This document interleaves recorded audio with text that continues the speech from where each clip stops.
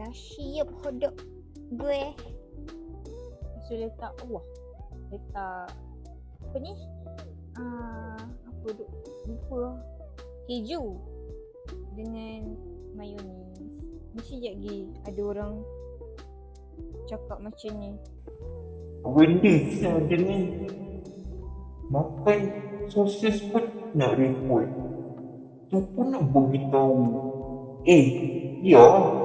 Aku punya pun ke? Aku punya pun. Aku punya video. Aku kaya buat. Aku yang pun kau yang faham. Tak adalah, gurau je. Jangan marah-marah ha.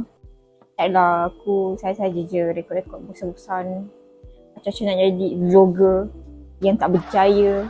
Tapi insyaAllah korang doakan aku berjaya, okey? Sekarang 9 hari bulan 11 2025, aku dah ada 566 subscriber.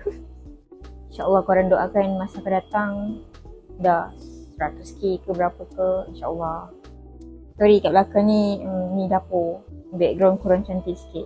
Asal boleh je lah nak buat melo panas, makan pula dengan sosis pada panas apa. Sur. Okay, rumah aku dah ada kowe tapi tak boleh guna.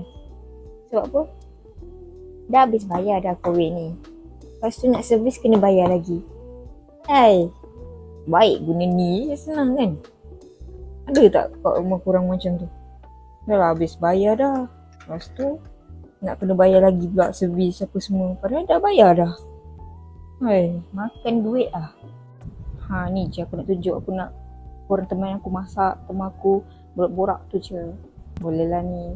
Asalkan kenyang. Dah, korang thank you sebab teman. Jangan lupa like, subscribe and share, okay?